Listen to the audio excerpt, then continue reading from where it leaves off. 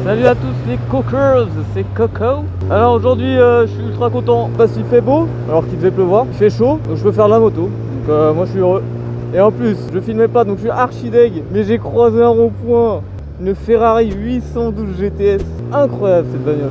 Je sais pas si je la recroiserai, je pense pas. Mais je suis trop deg de pas avoir filmé à ce moment là. Mais je suis content de vous retrouver aujourd'hui. Aujourd'hui la vidéo c'est quoi? On va se faire une petite balade là. Et on va tout simplement... Oh le petit chien il est joli.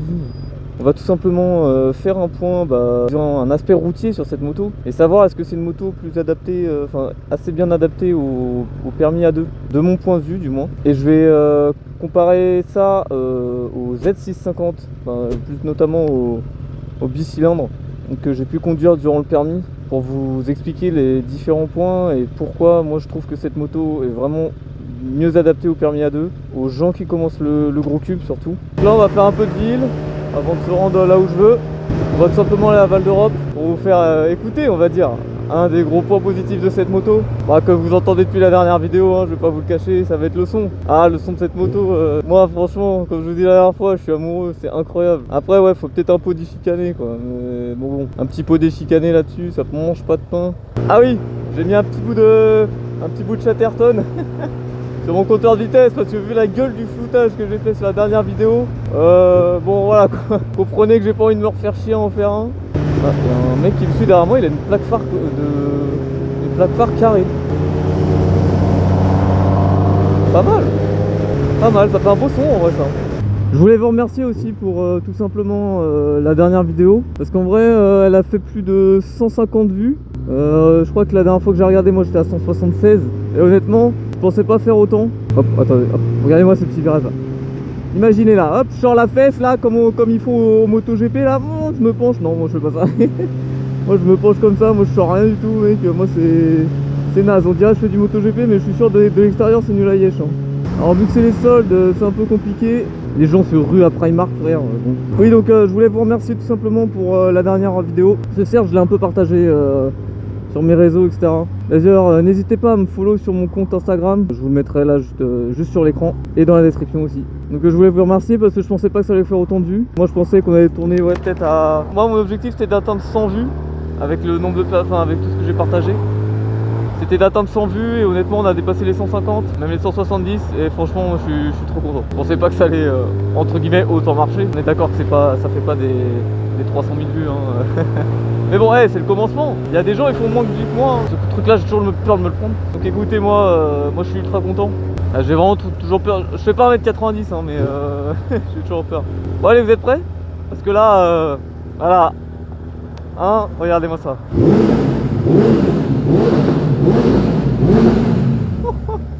Oh, en plus il pète derrière le truc. Le premier gros point positif de cette moto c'est son bruit hein. Je vous jure hein.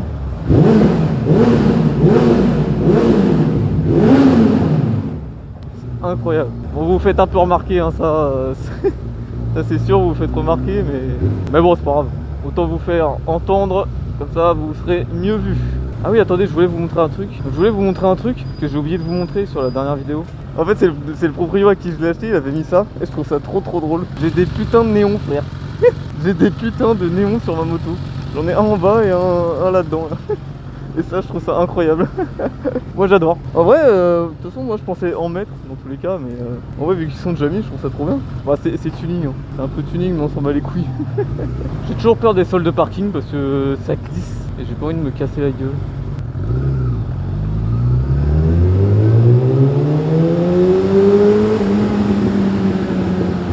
Ah ouais. Ouais alors là ouais attendez ça c'est les trous de sortie de Val d'Europe. Alors maintenant faut sortir sa mère. Alors là ça va pas être simple. C'est la course en fait. Dès que tu démarres faut que ici tu te fais fumer ton embrayage hein. C'est pas grave hein. Franchement t'en as rien à foutre hein. Faut passer le plus vite possible. T'as toujours du monde. En fait il y a tellement de sorties que t'as toujours du monde. Genre là ici ils arrivent à plein. Il y a plein de gens qui arrivent là-bas. Il y en a plein encore. Et nous on vient d'ici là. Il y en a plein derrière moi.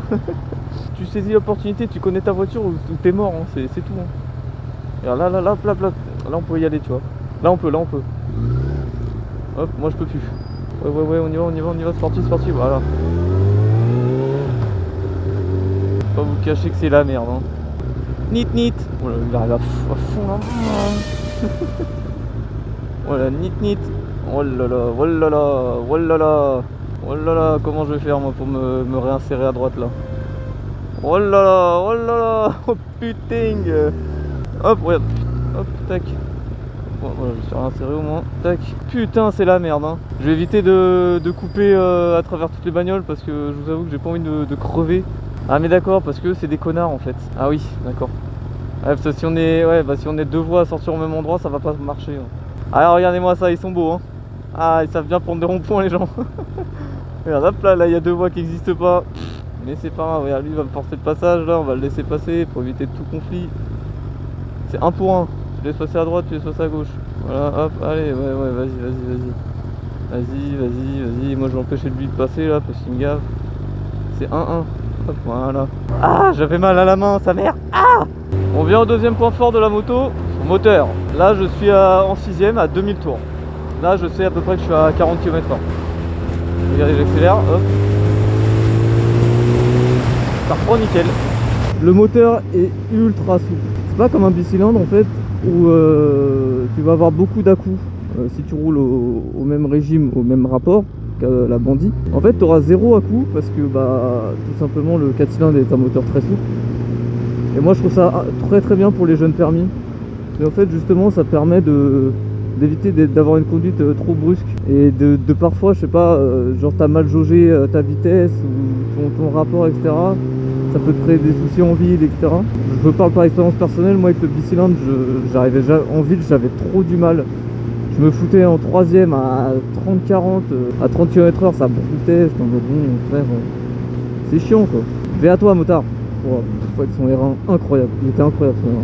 Du coup ouais, ça c'est vachement bien parce qu'en fait ça évite à la personne qui apprend à faire de la moto justement d'être hyper brusque, de faire n'importe quoi entre guillemets. Parce que genre t'es en 3ème, hop, ça broute, ça fait comme ça là, c'est chiant, tu sais plus trop quoi faire, t'es stressé ou tu sais pas, parce que bah, si c'est la première fois que tu fais de la moto tout seul, après ton permis, etc., et que t'as jamais fait de moto avant, honnêtement ça peut jouer et être accidentogène en fait.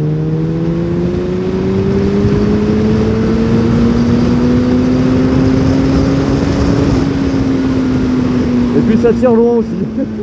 Alors ce qui est bien c'est que le moteur est souple, par contre vu qu'il est qu'en 34 chevaux, bah à partir de on va dire 8000, vous avez plus grand chose à tirer, hein, je vous l'avoue. Ça peut être frustrant, moi ça me frustre un peu je vous avoue. Parce qu'en fait vous voulez chercher à aller un peu plus loin, aller justement essayer peut-être de titiller la zone rouge, mais vous pourrez pas avec ça. Donc en fait tout se joue à mi-régime. Regarde là genre je suis à 4005 en 2ème. Et là 8005 ça voilà, 8005 faut que je fasse la vitesse si je veux retrouver du coup. Après c'est amplement suffisant hein. Et au moins vous ne ferez vraiment pas peur parce que vu que c'est un moteur qui est ultra linéaire, il n'y a pas de gros coups de pied au cul hein, quand vous tournez la poignée, etc. En 34 chevaux je précise bien. Et donc ça c'est un point ultra positif.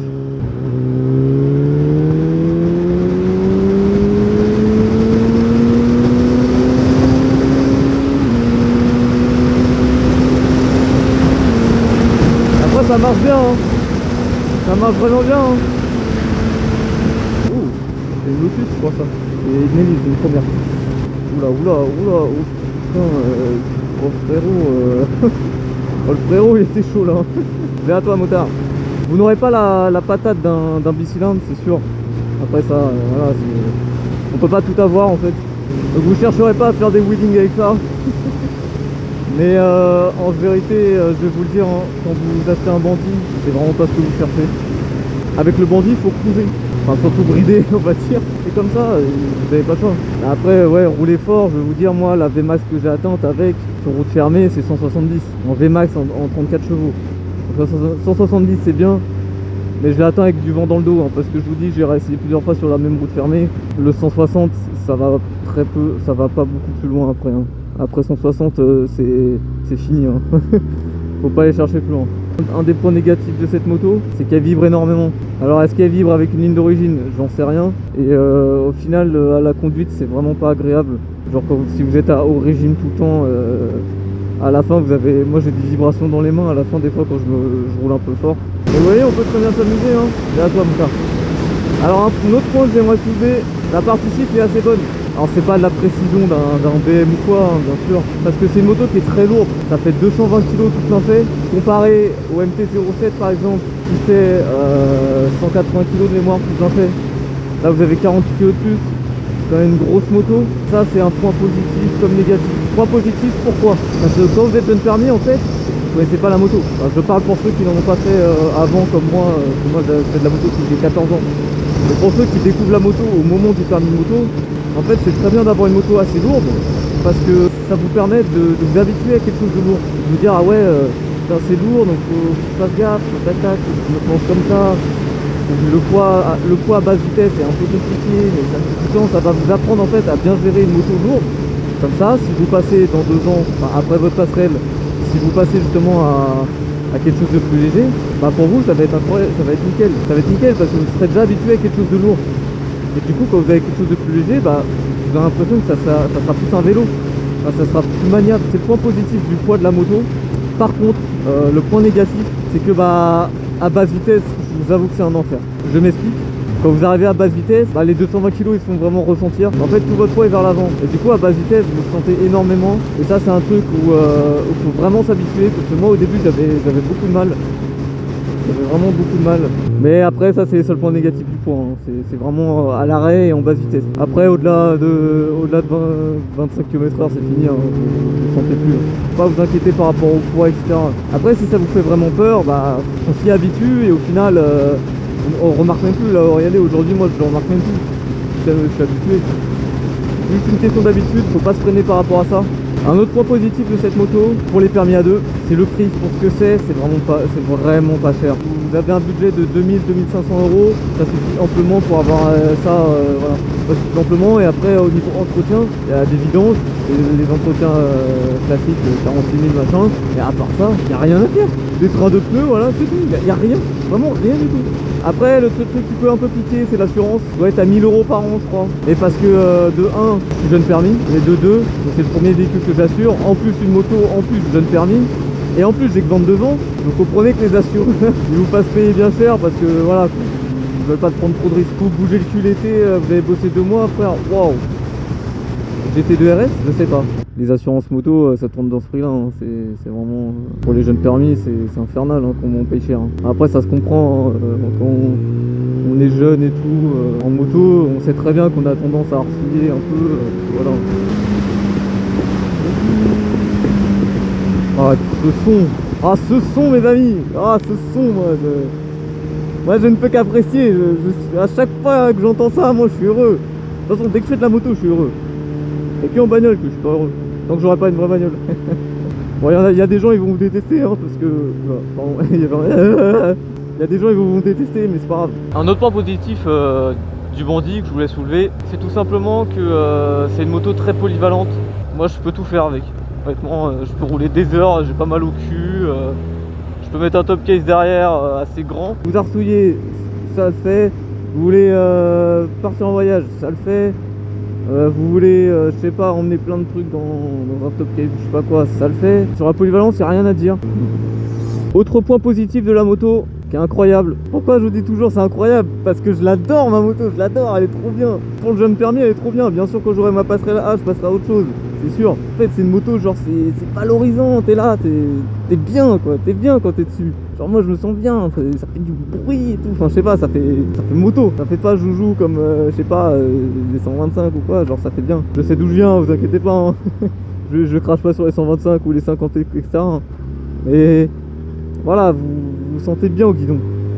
Vous vous sentez à l'aise et tout, c'est incroyable. Donc oui, je reviens au point que je voulais soulever, hein, parce que c'est la consommation. Franchement, elle est vachement faible sur cette moto. Alors les trucs litres au 100, je sais pas quoi, je pourrais pas vous dire. Moi je sais qu'en roulant avec un mode de conduite mixte, un peu d'accélération, un peu de conduite tranquille, un peu de conduite en ville, etc. Je fais au minimum, je fais 300 bornes, 300 km avec un plein. Honnêtement, c'est vachement bien. Après, le max que j'ai fait, c'est 380. Alors me demandez pas comment j'ai atteint ça, mais je pense qu'à mon avis j'ai dû sucer la réserve. Ah, il y a un mariage, alors attendez. On va passer doucement, ça se trouve il y a des enfants. Autre point ultra positif, c'est le moteur. On n'est pas sur la souplesse, c'est sur la durée de vie. peux faire des plus de 100 000 bornes avec, c'est increvable. C'est des moteurs increvables. Genre, tant que vous l'entretenez, il est increvable le truc. Il n'y aura pas de trucs chiants. En plus, les pièces détachées, vous les trouvez parce que c'est un modèle tellement répandu, le Bandit. Et ça c'est un point à prendre en compte parce que au moins, ça vous coûtera très peu cher en tout ce qui est maintenance, etc. Il y a très peu de problèmes sur ces moteurs. C'est pas des moteurs qui connaissent des grosses maladies, etc. Enfin, du moins pas que je sache. Je suis pas mécano naturellement. La mécanique parle d'elle-même, comme on dit. Personne dit ça.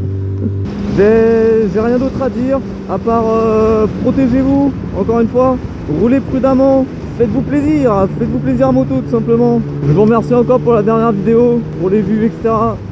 C'est très sympa à vous.